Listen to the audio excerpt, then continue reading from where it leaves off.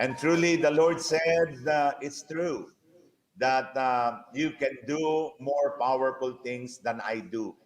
Sabi ng Panginoon, makagagawa kayo ng mga bagay na higit pa sa ginagawa ko. And then I begin to realize, tama pala si Lord. Dahil nung panahon ni Lord, walang internet, walang live streaming, walang, ano ba tawag niyo? Zoom? StreamYard. Walang StreamYard. At tayo, we can do so much by means of this StreamYard, na we can be able to talk to the people although we are separated from each other. And truly, the word of the Lord is true, that we can do more powerful things than He did. Brothers and sisters, yesterday po ay pinagdiwang natin yung mabuting pastol. At pag pinag-usapan natin ang pastol, we talk about any form of leadership, leaders who are in the form of service and leadership, in whom there is always under his care. It could refer to any leaders. For instance, President Digong can be also a shepherd. And most especially, our Pope, Pope Francis, is the main shepherd of the Catholic Church. But then when you talk about shepherds directly and principally, it is referred to the leaders of the church.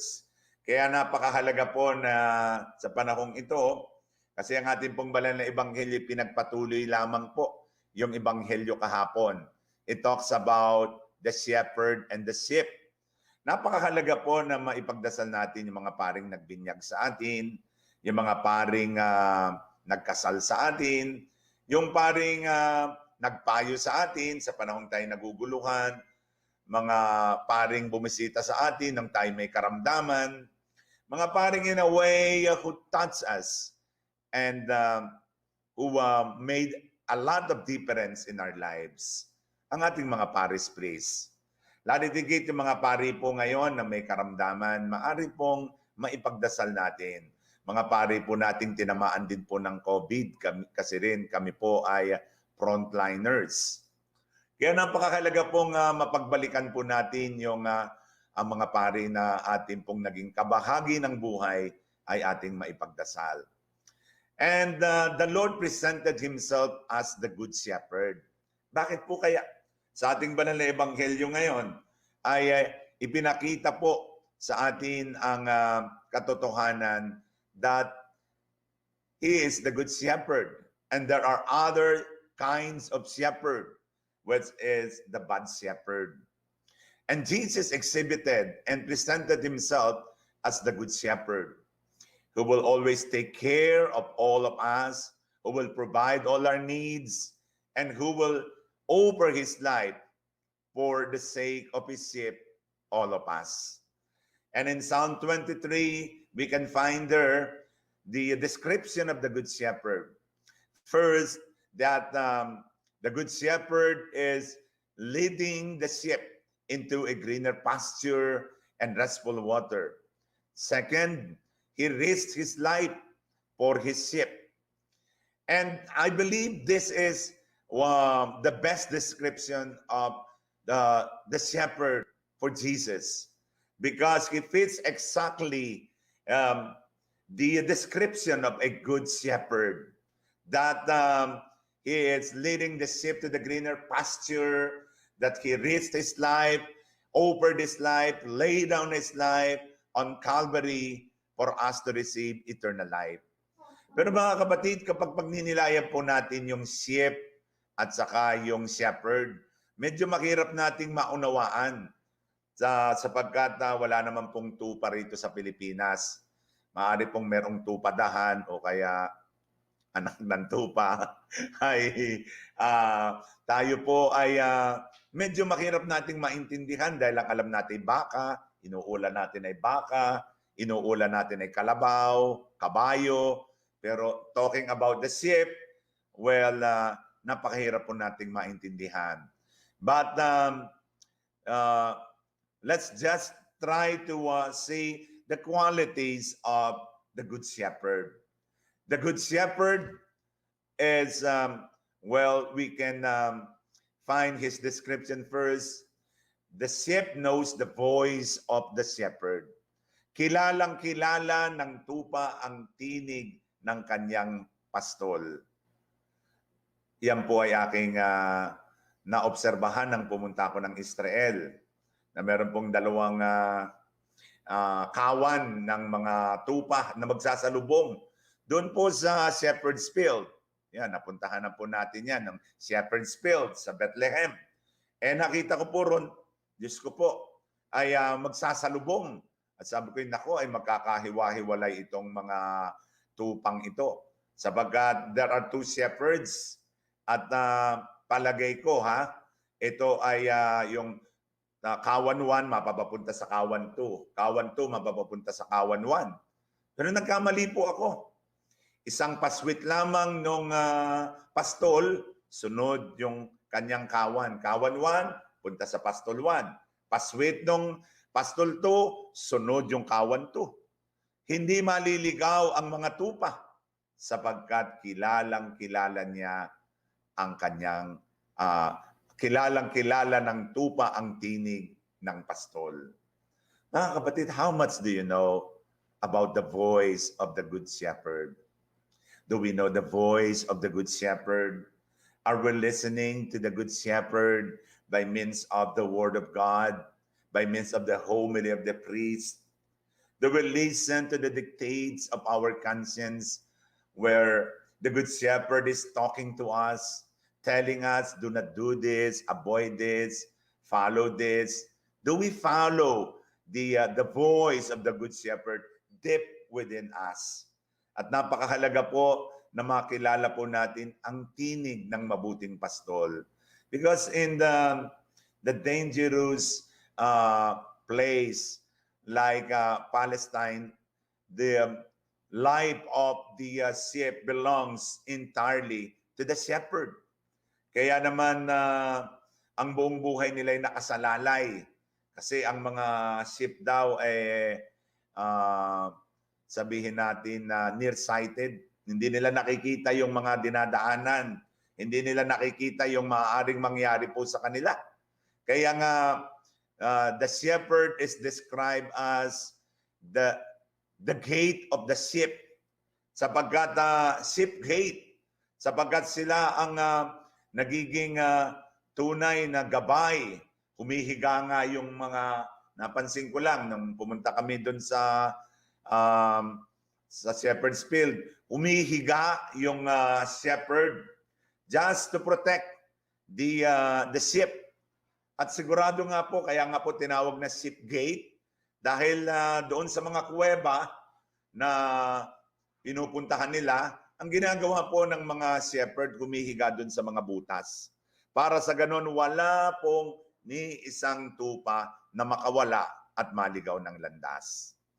At yun, kaya nga tinawag siyang sheep gate, sapagkat siya ang pintuan para sa kanilang kaligtasan. And Jesus is the sheep gate of our life. Pintuan ng ating tagumpay, pintuan ng kagalingan, pintuan ng buhay na walang hanggan. The second quality of the Good Shepherd is, the description that we can say is, the shepherd knows the sheep. Kilala ng mabuting pastol ang kanyang tupa. Kaya naman he calls them by name, individually. May mga pangalan yan. Kaya tinatawagan sila isa-isa. Kapag may nawalang isa, hahanapin. Kapag may nasugatan, pagagalingin. Kapag may karamdaman, gagamutin. Kapag nagugutom, pakakainin. Kapag nauuhaw, paiinumin. Kapag nanglalambot, nanghihina, palalakasin. At ito ang larawan ng mabuting pastol. The Lord knows our pain. The Lord knows our problems. He knows what we are undergoing right now, especially in this kind of pandemic, na marami na po ngayon ang nawawala ng pag-asa. ang dami ko nga pong text, libo-libo. At talaga po, doon pa lang po sasagutin ko yung mga text talaga pong nakakapuyat na. Pero as a shepherd, I must know my sheep. At nakakalungkot lang po na makakarinig ako na isang pamilya, merong COVID. Ngayon, katatanggap ko lang, buong pamilya na kaibigan ko ay tinamaan ng COVID. At umaasa sila na hindi maging severe yung kanilang case. Kaya napakahalaga po na maisip po natin, alam ng Diyos ang lahat ng ating mga problema. At kung alam ng Diyos ang lahat ng ating mga pinagdaraanan, hindi tayo pababayaan ng Diyos. Sabi nga po sa 1 Corinthians 10:13 ay sapagat ang Diyos ay tapat sa kanyang mga pangako, hindi niya tayo kakayang tuksuin, lampas sa ating kakayanan, sapagat kaakibat ng tukso ay ang grasya para matiis. Kasama po ng tukso. Sometimes the Lord allows us to experience pain and suffering for a greater good. Siguro hindi pa natin maintindihan kung bakit dumaan itong COVID-19 pandemic. Pero alam po nyo, kilalang-kilala tayo ng ating pastol. Alam niya ang makakabuti sa atin. Sometimes God allows us to experience pain and suffering.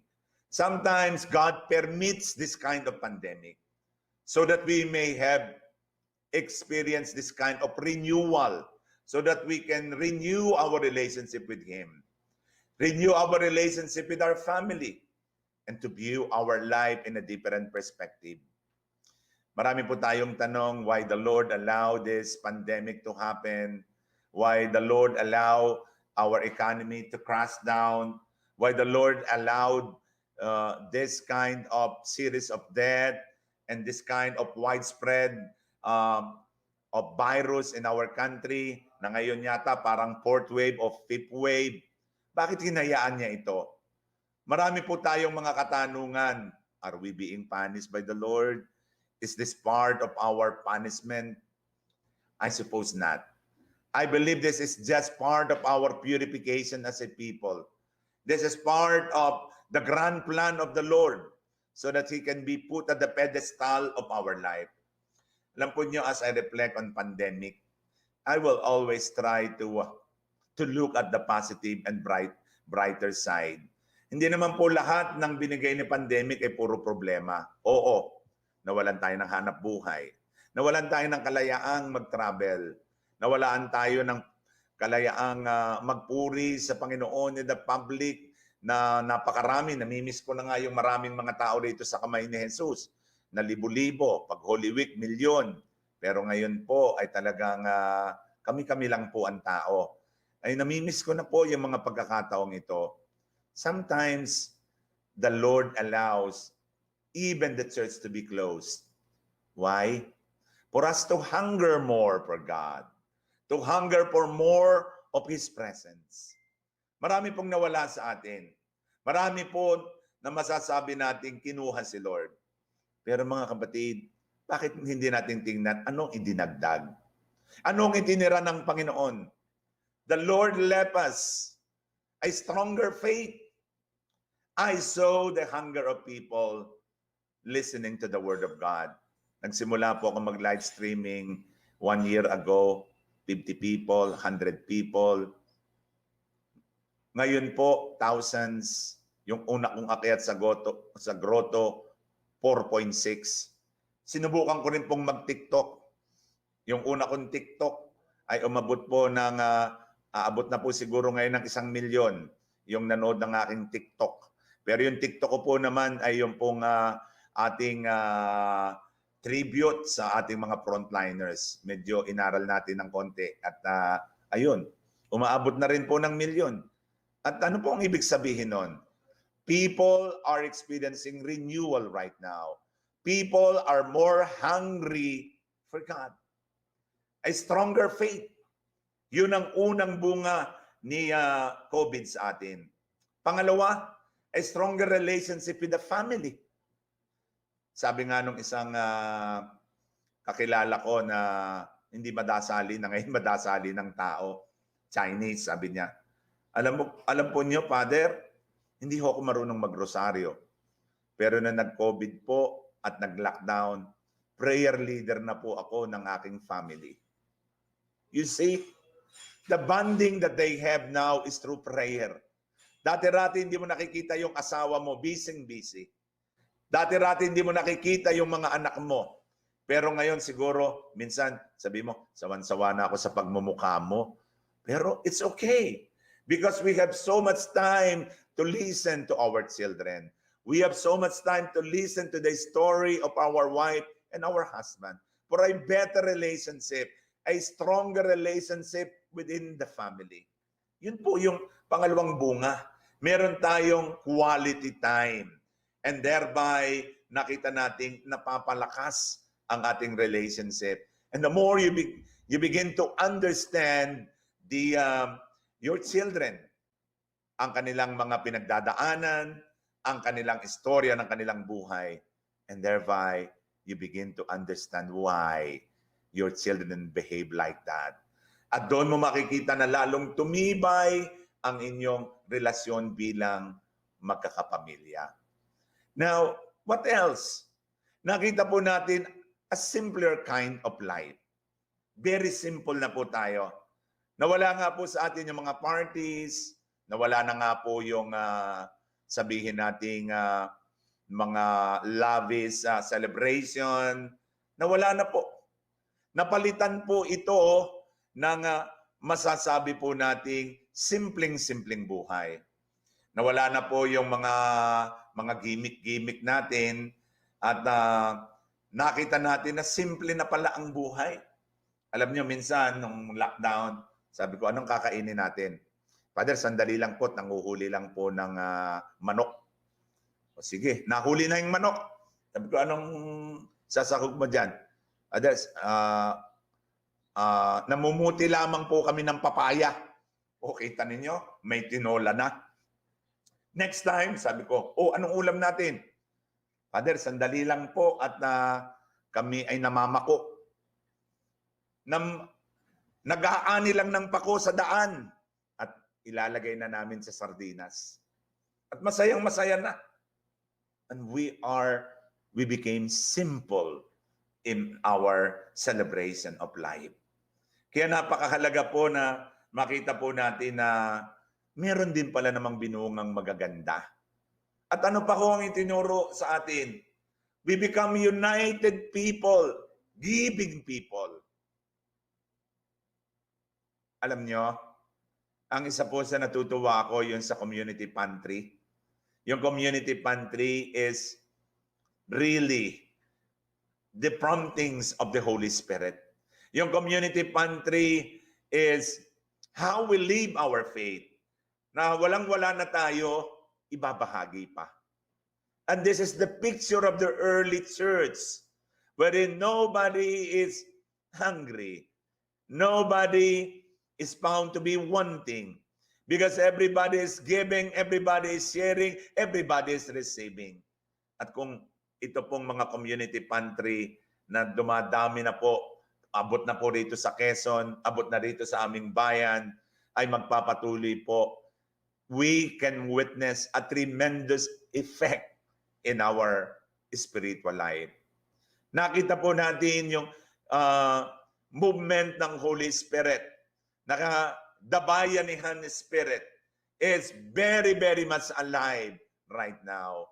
Kaya naman, hindi tayo dapat na malungkot, hindi tayo dapat sabihin natin, pinarurusahan yata tayo ng Diyos.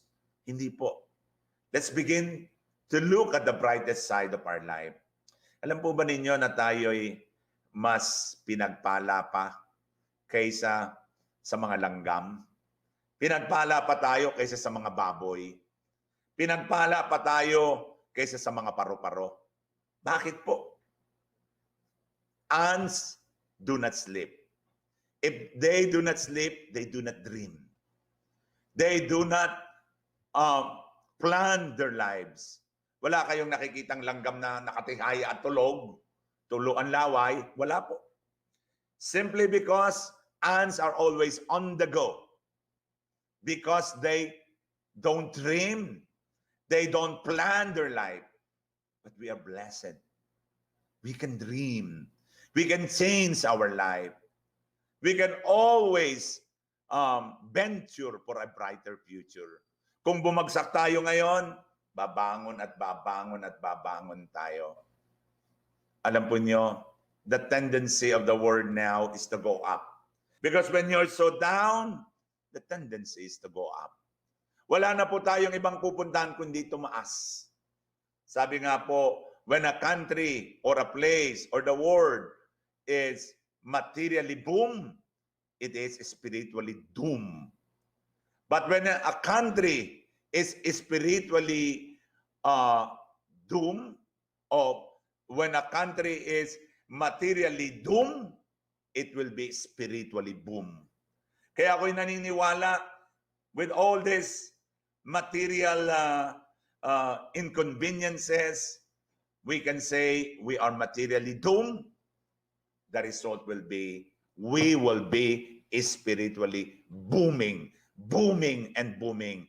After this pandemic, we will see a springtime of grace, a springtime of mission, wherein we can see and witness a different word, a word that is always united with God, a united word where there is love, unity, harmony, no more war, no more competition. But what we will see is a big, big word now getting smaller and smaller and smaller because of love, because of unity. Kaya mapalad pa ho tayo kaysa sa mga langgam. Sabagat ang mga langgam hindi nananaginip. Tayo po, nananaginip. Tumutulog tayo. We can dream for the betterment of our life. Pangalawa, mapalad pa ho tayo kaysa sa mga paru-paro. Sabagat ang mga paru-paro po, they don't celebrate anniversaries. They don't celebrate birthdays. Why? Because their lifespan is very short. Madaling mamatay. Kaya lang yung kanilang metamorphosis, kita ninyo, mula sa itlog, mula sa pupa, cocoon, caterpillar, saka maging paru-paro, madali lang po yung lifespan. But we people have a longer span. We can still celebrate. Celebration has to wait. We need to wait for the completion, for the fulfillment of our life. Hindi po tayo dito natatapos. Even our faith will tell us, Good Friday is not the last note of Christianity. Good Friday is a temporary event. It will be superseded by the glorious resurrection of the Lord.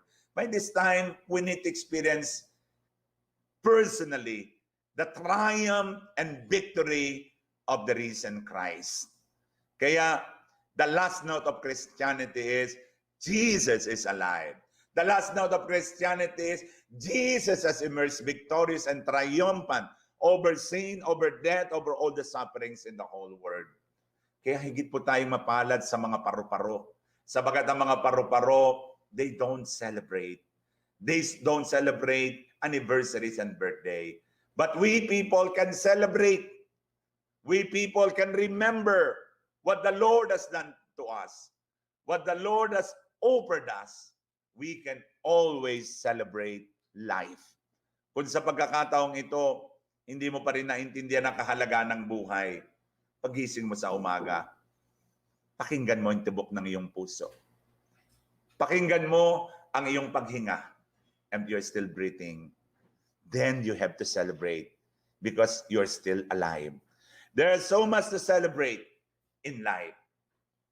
We are still alive. We are well. We are safe. Although we don't have work so much as before, but we are still together as a family.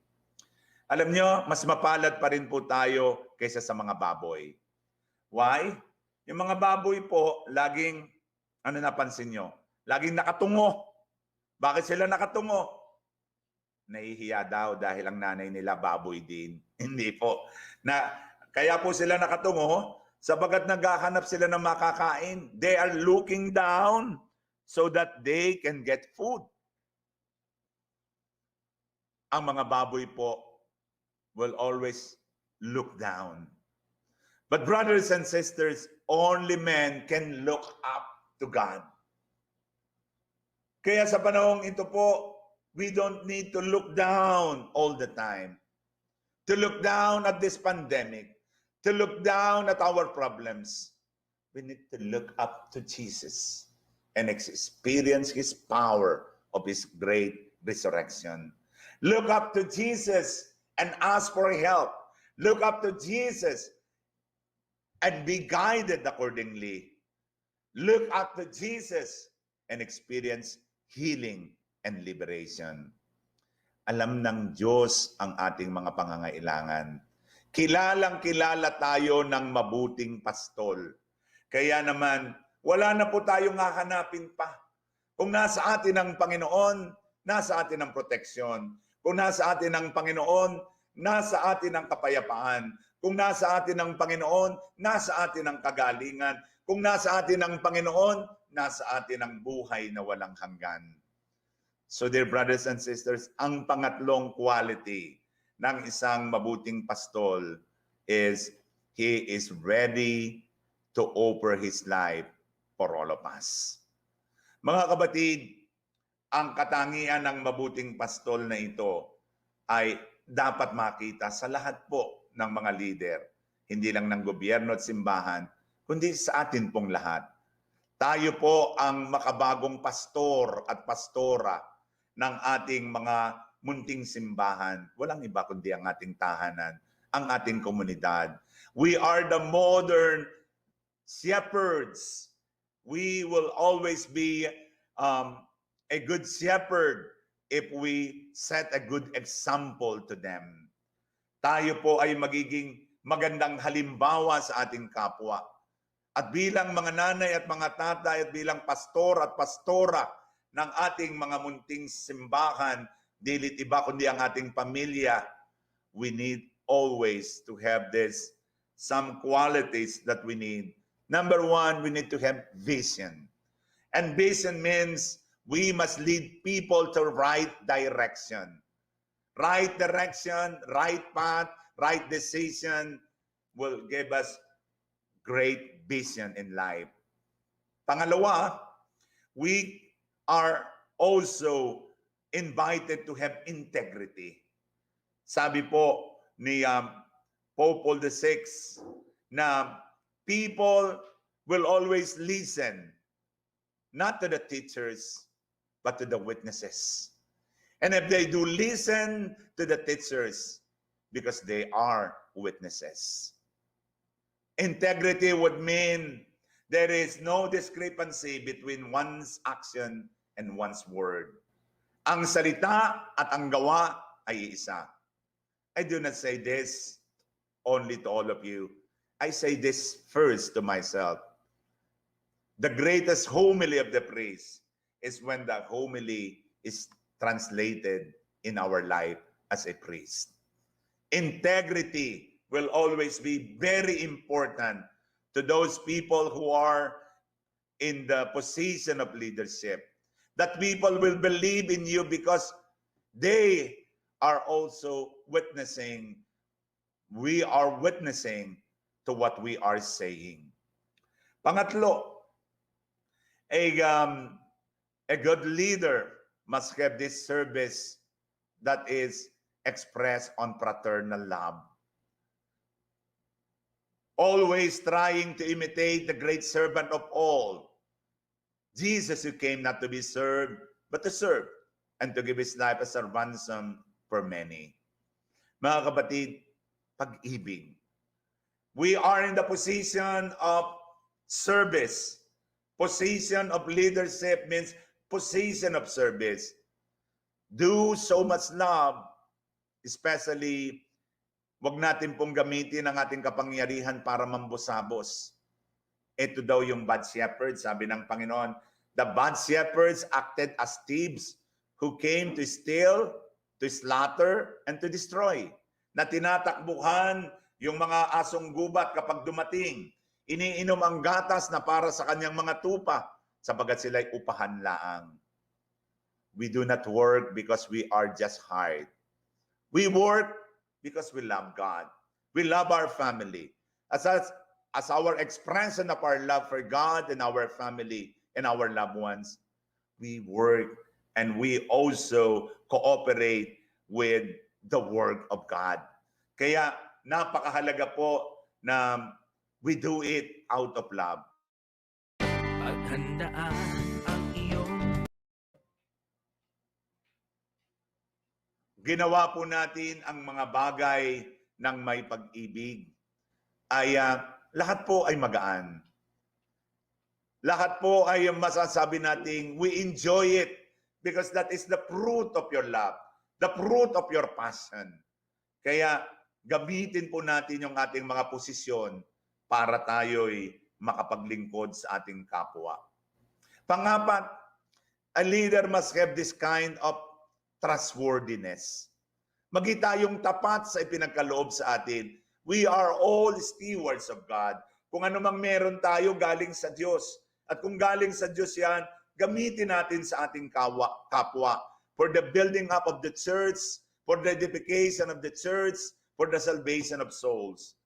Alam po niyo, itong pagiging tapat, baliktarin niyo yung salitang tapat, tapat pa rin. Sapagkat ang katapatan all the way. Sabi ng Panginoon, kung ikay tapat sa maliit na bagay, magiging tapat ka rin sa malaking bagay. Gamitin po natin yung binigay sa ating pribilehiyo ng Panginoon para makatulong sa ating kapwa, makapagbuo ng sambayanang Kristiyano. Ikalima, ang isang leader must be the center of unity. Hindi kailangan maging center of this unity. Kapag ikaw ay tunay na pastol, ang isang kawan ay nagiging isang kawan. At sabihin natin, the effect of your leadership is unity within the community, unity within the family, unity in our society. Yun po ang epekto ng mababanggit nating good leadership as a good shepherd. At bandang huli is the word empathy. Alam po niyo, people will listen to us if we feel the pain of our people. Kung mararamdaman natin lamang yung kanilang mga pinagdadaanan, kung mararamdaman lang natin ang kanilang kalungkutan, ang kanilang sakit na nararamdaman, then we suffer with them, then we join with them, then we experience oneness with them. And that is the greatest contribution of a good shepherd, na tayo'y makiisa, makibahagi sa paghihirap ng mga tao. Alam po niyo yung ginawa ko yung Eucharistic procession dito sa bayan ng Lokban sa loob ng 4 na oras where dinala ko po yung Blessed Sacrament, hindi lang po sa mga main street, dinala ko po ang Blessed Sacrament sa mga barabarangay, sa mga hindi napupuntahan ng pare. Kaya kahit pagkatapos po noon ay ako'y napilay na at ako'y parang na-sprain ang aking uncle. Pagkatapos noon ay okay lang po. Sapagkat na habang ako po'y nagpe-praying over, may mga lugar po ba na pinadadama sa akin ng Panginoon yung lahat ng mga hirap ng mga tao. Kaya may mga pagkakataon po na ako po'y tumitigil sa aking prayer sapagkat ako po'y lumuluha. Nadadama ko po lahat ng kanilang takot, lahat ng kanilang karamdaman, lahat ng kanilang pinagdaraanan. And that is empathy. Suffering with people. Suffering with them. Experiencing their pain. Mga kapatid, mulit-muli po tayo inanyayahan na tanggapin natin si Jesus bilang ating mabuting pastol. He knows our life. He knows our pain. He knows our story. And He can change our life. Tatandaan po natin, sabi sa banal na kasulatan, ang nanugat, ang siya pa ring nagpapagaling. God is presenting negative problems, but out of which positive conclusions can be derived on. The best is only bought at the cost of great pain.